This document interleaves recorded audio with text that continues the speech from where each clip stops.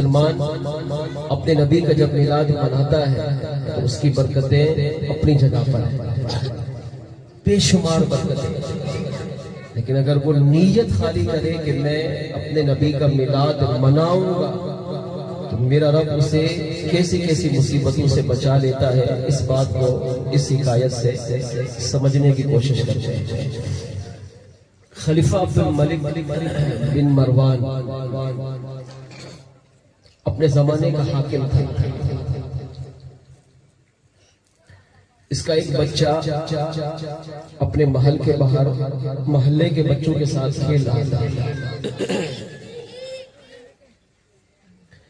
وہاں قریب سے ایک سواری گزری،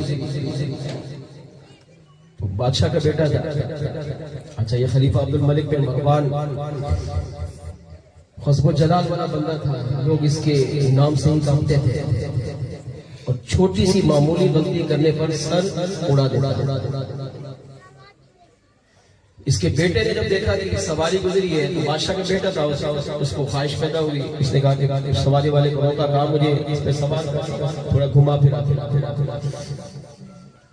تو بادشاہ کا بیٹا تھا، اس نے سوار کر لیا۔ بادشاہ کے بیٹے کو کون انکار کرے؟ اس نے سوچا کہ چلو اس کو تھوڑا گھماؤں گا پھراؤں گا تو بادشاہ کو پتہ چلے گا، تو بادشاہ سلامت خوش ہو، انعام سے نوازیں گے، میرا کچھ فائدہ ہو جائے گا۔ بچے کو سواری پہ سوار کیا اور چل پڑا۔ اسی محلے کا ایک اور نوجوان گھوڑے پر سوار ہوا، تو اب وہ سیکھ رہا تھا گھوڑا چلانا، گھوڑا چلاتے کیسے۔ جب اس کو شرارت سوچی اور اس نے گھوڑا دوڑایا تو گھوڑا آپے سے باہر ہو گیا، بدک گیا، اور گھوڑے کی ٹکر اس سواری پر لگی جس سواری پر خلیفہ عبد الملک بن مروان کا بیٹا سوار تھا۔ جب دونوں آپس میں ٹکرائے تو سواری گری، بچہ نیچے گرا، گھوڑا گرا تو گھوڑے کے نیچے بچہ آ کر دب کر مر گیا۔ اب کس کا بیٹا مرا؟ وقت کے بادشاہ کا، اور بادشاہ بھی وہ جس کے نام سے بھی لوگ کانپتے تھے۔ چھوٹی سی غلطی پر جب وہ سر کاٹ دیتا ہے تو آپ سوچیں، اب اس کا اپنا بیٹا مرا ہے تو اپنے بیٹے کے مرنے پر وہ کیا کرے گا؟ لیکن جو نوجوان تھا، جو گھوڑے پر سوار تھا، جو گھوڑا سیکھ رہا تھا، سواری کر رہا تھا، اور گھوڑا بدک گیا، ظاہر اس کا قصور بھی نہیں، وہ سیکھ رہا تھا، گھوڑا بدکا تو ٹکرا گیا۔ لاش کو وہ سواری والا ڈرتے ڈرتے کانپتے کانپتے خلیفہ کے پاس لے گیا۔ بادشاہ پوری رات روتا رہا، اپنے بیٹے کے غم میں چلے گیا، سو پڑا۔ بادشاہ سلامت غم میں، پورا دربار غم میں، ہر نوکر چاکر افسوس کر رہا ہے، غم کر رہا ہے، آنسو بہا رہا ہے، بادشاہ کا ساتھ دے رہا ہے۔ اب اس کی کیفیت کیا ہوگی نوجوان کی کہ جس کی غلطی کی وجہ سے، جس کے گھوڑے بدکنے کی وجہ سے بادشاہ کا بیٹا انتقال کر گیا۔ وہ تو اپنی زندگی کی آخری سانسیں گننے لگ گیا، اب تو میرا مرنا پکا ہے۔ جب بادشاہ ایک چھوٹی سی غلطی پر مار دیتا ہے، میں نے تو اس کو بیٹے کے بدلے دیا، میری غلطی نہ بھی ہو لیکن مجرم تو میں ٹھہروں گا، کیونکہ میرے گھوڑا بدکا، میرا گھوڑا جا کر ٹکرایا، میرے گھوڑے کے نیچے بچہ مرا، اب اس کی وجہ سے بادشاہ میرا سر ہی کاٹ دے گا۔ سر کیا کاٹے گا، مجھے تو اذیتناک موت دے گا۔ بادشاہ کے سامنے، خلیفہ کے سامنے کوئی اف بھی نہیں کر سکتا۔ کیا کیفیت ہوگی اس کی، میں اور آپ بیان کر ہی نہیں سکتے، نہ سمجھ سکتے، جس پر گزرتی ہے وہی جانتا۔ اگلے دن بچے کی تدفین ہو گئی، جنازہ پڑھا تو تدفین کر دی۔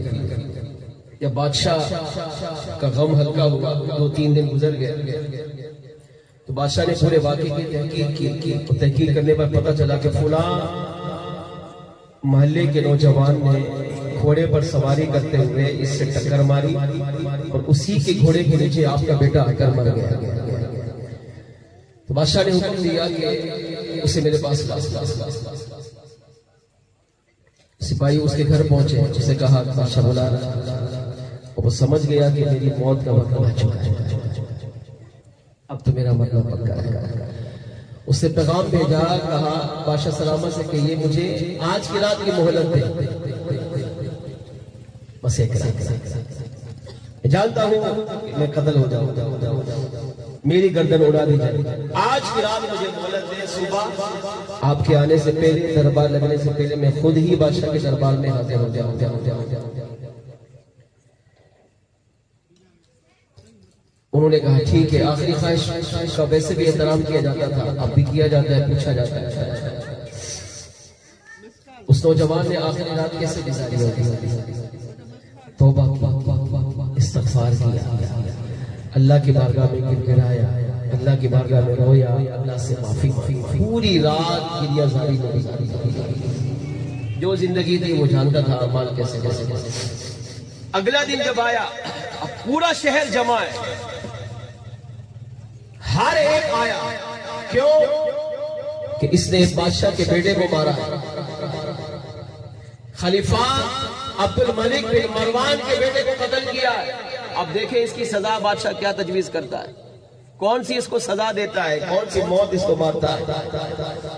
جب بادشاہ کا دربار لگا تو بادشاہ اپنے تخت پہ بیٹھا، ہزاروں لوگ وہاں، دربار بھرا ہوا ہے۔ اب یہ نوجوان ڈرتے ڈرتے اس بادشاہ کے دربار میں پہنچا تو بادشاہ نے وزیر سے کہا وہ نوجوان کہاں ہے، اسے میرے سامنے پیش کرو، اس نے میرے بیٹے کو قتل کیا۔ اب اس سے پہلے آپ کے وزیر کہتے ہیں بادشاہ کی آنکھیں رو رو کر سرخ ہو چکی، غصے کی وجہ سے لال ہو گئے، اور ہم کانپ رہے تھے، ہم ڈر رہے تھے کہ آج بادشاہ پتہ نہیں اس نوجوان کا کیا حشر کرے گا جس نے بادشاہ کے بیٹے کو قتل کیا ہے۔ مگر کہتے ہیں جب بادشاہ نے کہا اس نوجوان کو میرے سامنے پیش کرو، اور نوجوان دربار میں موجود تھا تو نوجوان کھڑا ہوا، کہا قریب آ۔ جب نوجوان بادشاہ کے قریب آیا تو بادشاہ نے اپنی نگاہیں اس کے چہرے پہ ڈالی تو بادشاہ کی بے اختیار اس کی ہنسی نکلی، یعنی وہ جو غصہ تھا، وہ غم تھا، وہ دکھ تھا، وہ سارا دور ہو گیا، اور بادشاہ اس نوجوان کو دیکھ کر ہنسنے لگے، ہنستے ہنستے۔ اب نوجوان بھی حیران ہو رہا ہے، درباری بھی حیران ہو رہے ہیں، وزیر مشیر نوکر چاکر پریشان کہ آج تو اس کی موت کا وقت ہے، اور 3 دن بادشاہ نے غصے میں گزارے، ہم تو اس کے غصے سے کانپ رہے تھے کہ اس کو اذیت ناک موت مارے گا، مگر یہ عجیب معاملہ ہوا، بادشاہ اس کو دیکھتے ہی ہنسنے لگے۔ کسی نے کہا شاید پاگل ہو گیا، دماغ کریک ہو گیا، دماغ کام نہیں کرنے، غصے کی وجہ سے آپ سے باہر ہو گیا، لیکن نہیں، بادشاہ اس آواز میں کہا قریب آ۔ اب وہ جتنا قریب آیا بادشاہ سے لگا، جب قریب آیا تو بادشاہ نے خلیفہ عبد الملک بن مروان، چھوٹا حکمرانی، بہت بڑا حاکم تھا، اور لوگوں کو گواہ بناتے ہوئے کہا لوگوں گواہ ہو جاؤ، میں نے اس نوجوان کو معاف کر دیا۔ یہ خلیفہ عبد الملک بن مروان کا فیصلہ، یہ اسلامی تاریخ کا سب سے بڑا اہم فیصلہ تھا، جس کو کتابوں میں لکھا گیا، ورنہ اس کی تاریخ پڑھ کے دیکھیں تو ظلم و ستم سے بھری ہوئی ہے، مگر اس واقعے کو بزرگوں نے میلاد کی کتابوں میں لکھا۔ کیوں لکھا؟ کہا بادشاہ بڑی حیران ہوئی، ساری خلقت حیران ہو گئی کہ بادشاہ نے پورے مجمع کو مخاطب کر کے کہا تم سمجھ رہے ہو کہ میں اس کو قتل کروں گا، اذیت ناک موت ماروں گا، نہیں، جاؤ گواہ بن جاؤ، میں نے اس کو معاف کر دیا۔ لوگوں کو بڑی حیرت ہوئی، آپ کو بھی حیرت ہو رہی ہوگی، کیوں معاف کیا؟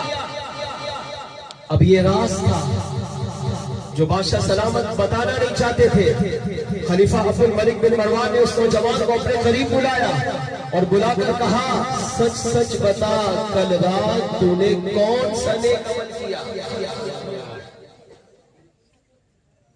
اس نے کہا توبہ کی، استغفار کیا، اللہ سے معافی مانگی، اللہ کی بارگاہ میں رویا، اللہ کی بارگاہ میں گر گرایا۔ کیوں؟ میں جانتا تھا آج میری زندگی کی آخری رات ہے، صبح مجھے پھانسی ہوگی، مجھے موت دی جائے گی، اس لیے اللہ کی بارگاہ میں جانا تھا، تو توبہ استغفار میں روتے روتے گزار دی۔ بادشاہ نے کہا نہیں، ایک عمل اور بھی کیا، وہ بتا جو تو بتانا نہیں چاہتا۔ توبہ کی، استغفار کیا، معافی مانگی، اللہ کی بارگاہ میں رویا دھویا، کیوں؟ اللہ کی بارگاہ میں جانا تھا۔ لیکن وہ عمل بتا کہ جس کی وجہ سے میرا سارا غصہ، میرا غضب و جلال میری ہنسی میں بدل گیا۔ اب وہ عمل کون سا تھا؟ اس عمل کو اس نوجوان اور رب کی ذات کے علاوہ کوئی بھی نہیں جانتا تھا، کیونکہ وہ عمل اس نوجوان نے ابھی کیا ہی نہیں ہے، خالی ارادہ کیا کہ جب خلیفہ عبد الملک بن مروان نے کہا میں نے تجھے معاف کیا، سارے درباروں کو گواہ بنایا، تجھے دنیا میں بھی معاف کرتا ہو، آخرت میں بھی معاف کرتا ہو، لیکن عمل بتا کر جا کہ رات کو تو نے کون سا عمل کیا؟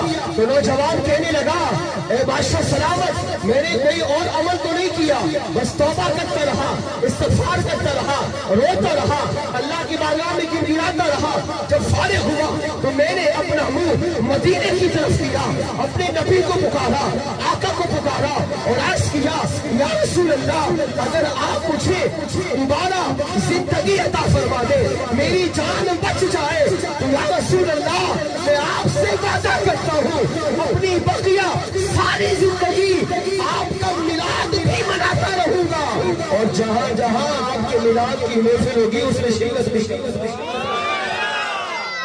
آپ کا میلاد بھی منع ہوگا، آپ کی میلاد کی محفل میں شرکت بھی کروں گا۔ پھر میں حضور کو پکارتا رہا، بس یہ نیت تھی۔ پھر اللہ کی طرف منہ لگائی اور عرض کیا اے اللہ میں آج تک تیرے محبوب کے میلاد کا منکر تھا، میلاد کو نہیں مانتا تھا، میلاد کا کھانا نہیں کھاتا تھا، اگر میری زندگی بچ جائے، مجھے نئی زندگی عطا کر دے تو اے اللہ میں تجھ سے وعدہ کرتا ہوں کہ بقیہ ساری زندگی تیرے نبی سے پیار بھی کروں گا، تیرے نبی سے محبت بھی کروں گا، تیرے محبوب کا میلاد بھی مناؤں گا، اور جہاں جہاں میلاد کی محفل ہوگی اس میں شرکت کر کے تیرے محبوب کا چچا بھی جب نوجوان نے یہ کہا کہ خلیفہ عبد الملک بن مروان کا بیان ہے، واسطہ ہنسنے لگ گیا، اس نے اپنے وزیر کو اشارہ کیا، کہا سونے کے دیناروں کی تھیلی لاؤ۔ ایک سونے کے دینار کی تھیلی لائی گئی، وہ تھیلی بادشاہ نے نوجوان کو دی، کہا سن اگر اللہ نے تجھے جان بخشی ہے، اللہ نے تجھے نئی زندگی عطا کی ہے، وہ اس لیے عطا کی ہے کہ تو نے اپنے محبوب علیہ الصلوۃ والسلام سے محبت کا وعدہ کر دیا ہے، تو نبی کا میلاد منائے گا، نبی کے میلاد میں شرکت کرے گا۔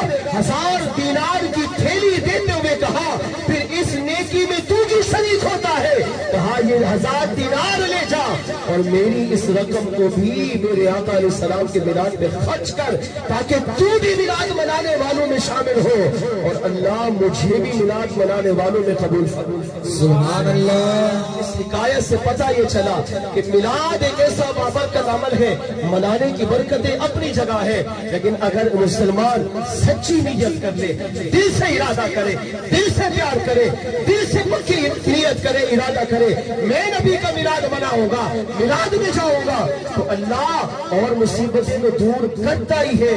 رب کریم قتل جیسی، پھانسی جیسی مصیبت سے بچا کر نئی زندگی عطا فرماتا ہے۔ اس سے پتہ چلا میلاد ایک ایسا عمل ہے جو انسان کو دنیا کی مصیبت سے بھی بچاتا ہے، قبر کی مصیبت سے بچاتا ہے، آخرت کی مصیبت سے بچاتا ہے۔ جس نبی کا میلاد اتنا بابرکت ہو، انسان کو نئی زندگی بھی عطا کر رہا ہے، انسان کی بیماریاں بھی دور کرتا ہے، انسان کی پریشانیاں بھی دور کرتا ہے، مسلمان کی قبر بھی سنوارتا ہے، آخرت بھی سنوارتا ہے، تو پھر اس نبی کا ہم میلاد دھوم دھام سے کیوں نہیں منائیں گے؟ آئیے مل کر آخر میں اپنے آقا کو پکار کر حضور کے میلاد منانے والوں میں آپ بھی شامل ہو جائیں۔ وہ آتے ہیں، وہ آئیں گے، بولو وہ آتے ہیں، وہ آئیں گے، بلانا ہمیں نہ چھوڑیں گے، وہ آتے ہیں، وہ آئیں گے، بلانا ہمیں